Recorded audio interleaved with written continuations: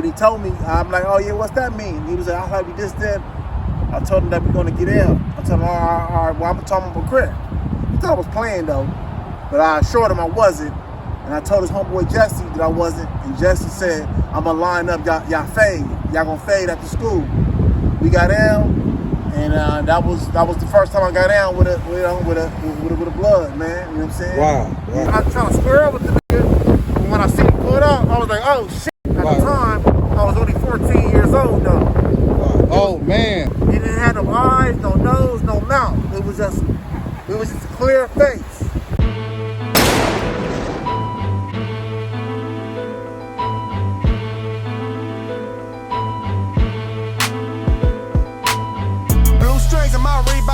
Keep it handicap often. Only parking blue areas in my life on handicap parking. Them 6 souls on Slauson. Them village Crips on Imperial. Them Broadways off Broadway and them different lanes off Figaro. Cowboys in my video. Blue and gray, football colors. Dog bullet and you hit the yard. Judge will give you football numbers. Watch out for those undercovers. Taking pictures, time to time. Building cases, knowing faces. Watching you sell line for line. What's up? Niqle Nut. Niqle with RBC. Shout out WigginsTV. First of all, where we at? Right now, we on 118 there in IVCs. Me and the block in the back spot. You know what I'm saying? This is where like we like to chill, smoke, and just chill out and shit. You know what I mean? All right, Nick, man. How did you become familiar with Imperial Village Crips? Well, I'm originally from New York, man. You know what I'm saying? Lived in Brooklyn and shit. Raised born in Brooklyn.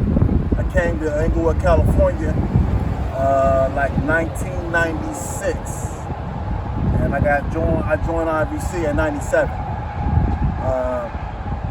Initially, wasn't trying to bang. You know what I'm saying? I wasn't trying to bang. I had a homeboy named Antoine, rest in peace. He's from Crenshaw Mafia.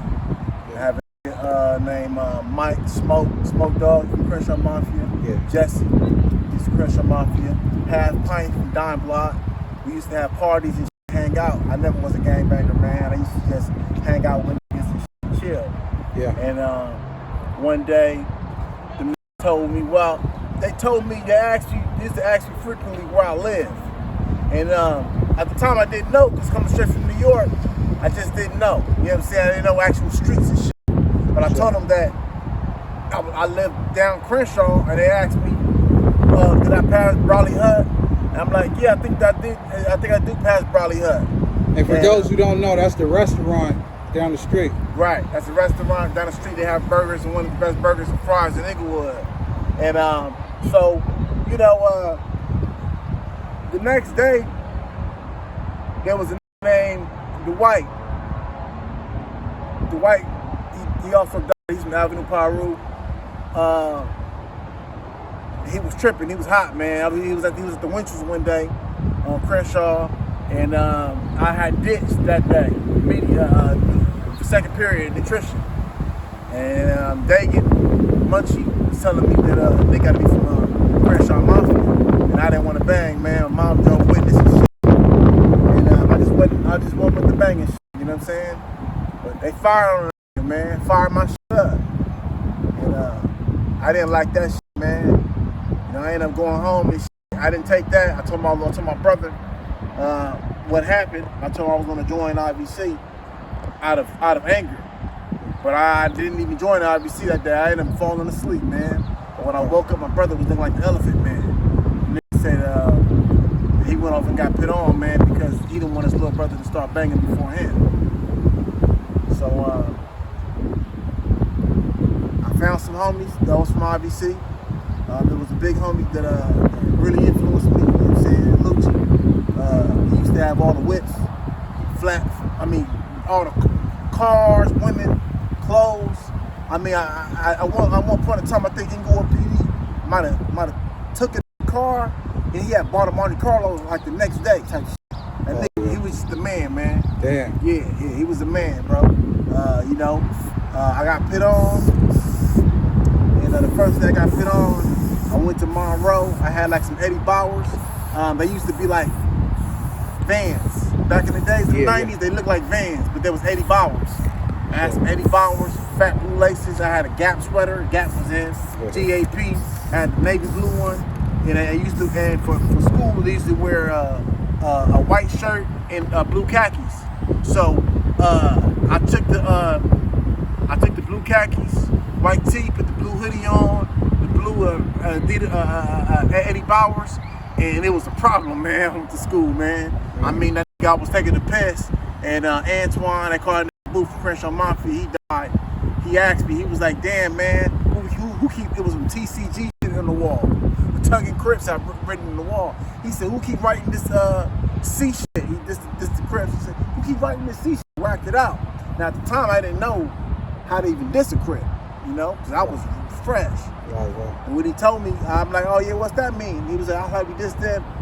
I told him that we're gonna get out. I told him, all right, well, I'm gonna tell him about Crip. He thought I was playing though.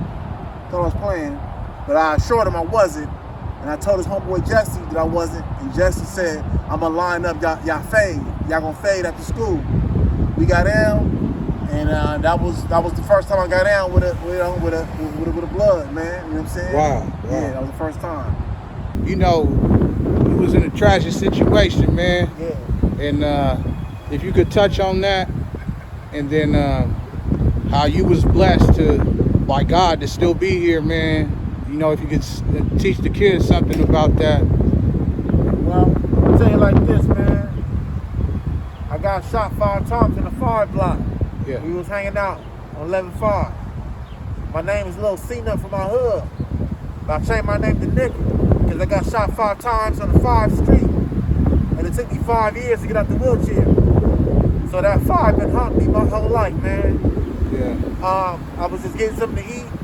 I was getting some chips, and some niggas passed by me in a hatchback, like I don't know what kind. It was a hatchback bucket looking car, greenish, and almost like a buggy or something. And the niggas they never banged on me, man. They just took up the car and got busy on me. Now when I see the nigga at the car, I try to square up with the nigga. But when I see him pull it up, I was like, oh shit. At the time, I was only 14 years old though. Oh man. Yeah, he was a grown man. He had gray hair and shit. He was an old. You know what I'm saying? He was an old. And so it was 3 of them. You know, I want to incriminate because I know one of the blood I was in the car, but I ain't gonna say his name. Right. It is what it is, though. You know what I'm saying? So yeah, he shot me.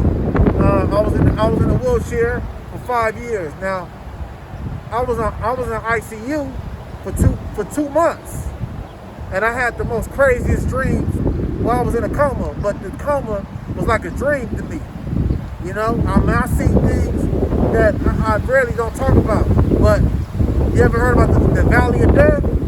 That's where I was at. It was just dark. For real? Yeah, it was dark. I was sitting on a rock, and it was just black. And it was this one dude that came to me. He was a black dude, and he was blonde headed like Montel Williams. He didn't have no eyes, no nose, no mouth. It was just a clear face. And he had a hoodie on. I thought it was the Grim Reaper. But the nigga told me I couldn't look at him. But I tried to look, when we was walking to the path, I tried to look at him, take a glance at his face, and he told me, don't look at me. And he set me down on a rock, and then the rock turned to a middle of water.